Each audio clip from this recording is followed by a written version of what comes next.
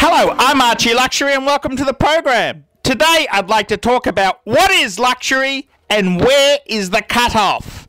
And this is in response to a anonymous email I received, and he basically said, "Hey, I got a proposal for you.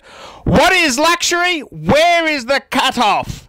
And I gotta say, that's a fucking good question. What is luxury and where is the cutoff? And, you know, in this fucking world that we fucking live in, you know, with casual Fridays and, you know, the casualization of society, I blame all the fucking bad things on the casualization on Fridays, you know. We need formal Fridays. Come to work in a tuxedo and a thin dress watch. That's what we fucking need. But I gotta say this, you know, it's very, very confusing. The times that we live in, you look back in the 1950s, and, you know, what was quality? Well, it was a fucking thin thing made of a precious metal, gold, 18-karat gold, or platinum. That's what a fucking piece of luxury was, like a Vacheron Constantin or an Audemars. It was thin, it was precious metal, and it was fucking expensive. And the world we live in now, it's fucking confusing. We've got makers like in the 70s, we had Audemars released the Royal Oak, a steel piece. They made steel a luxury. Audemars Piguet Royal Oak in steel. I mean, what the fuck? You know, it's confusing people.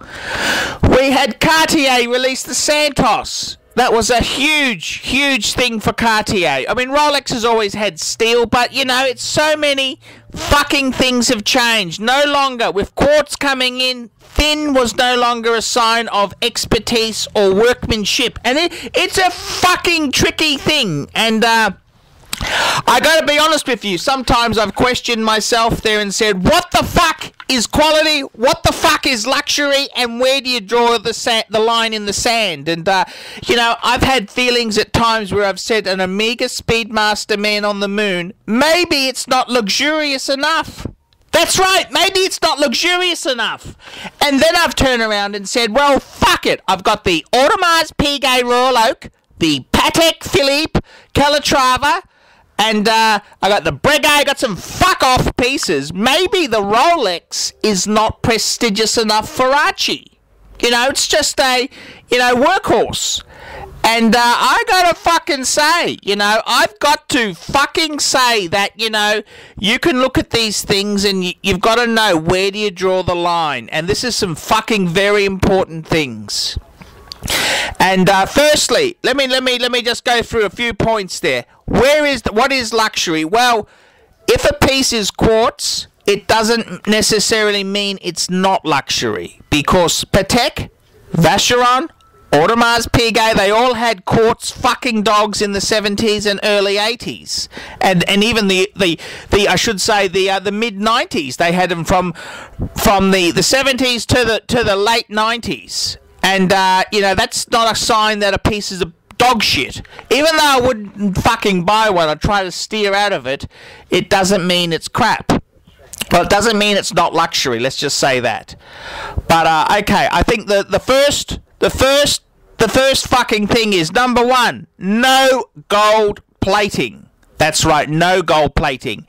If you've got gold bits on the watch, it must be solid gold. And so that would immediately rule out Longines, which uses a chemical to make a gold color. Fake. You look at any piece that has gold plating like a Tudor, that's not luxury.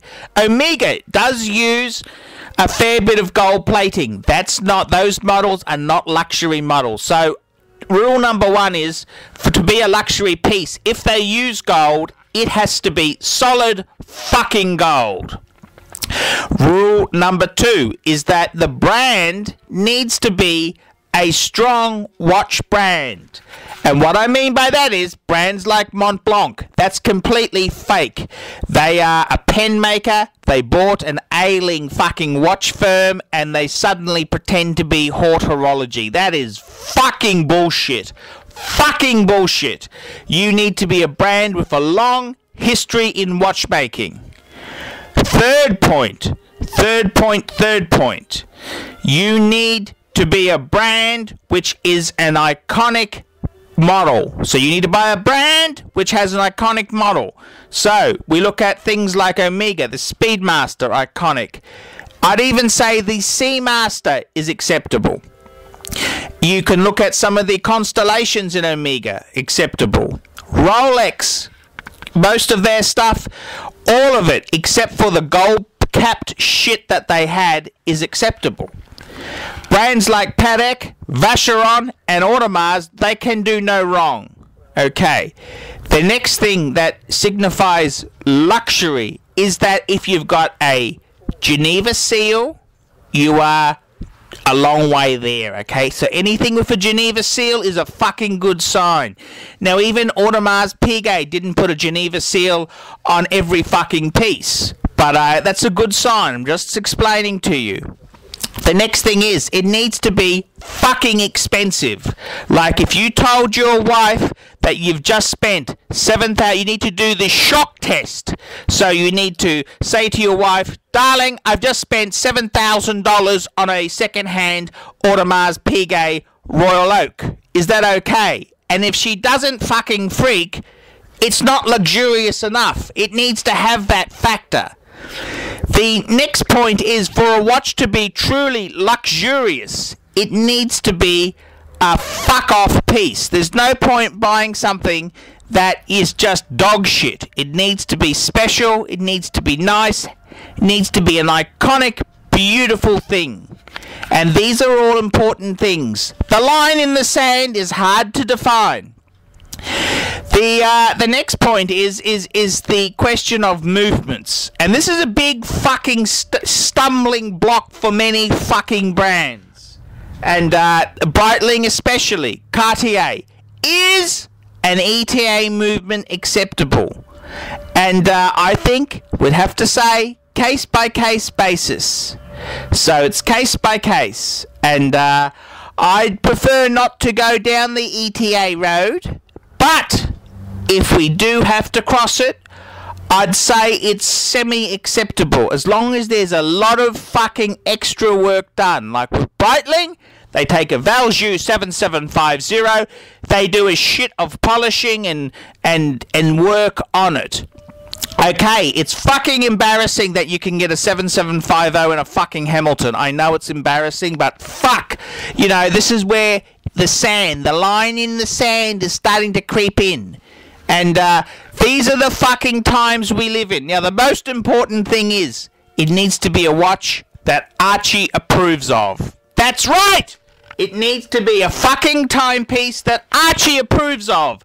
So if you've got any doubts, any fucking doubts, you email Archie. And for a small donation, I'll tell you whether you've bought a piece of dog shit or it's an acceptable piece. I'm Archie Luxury. Tell me what you think.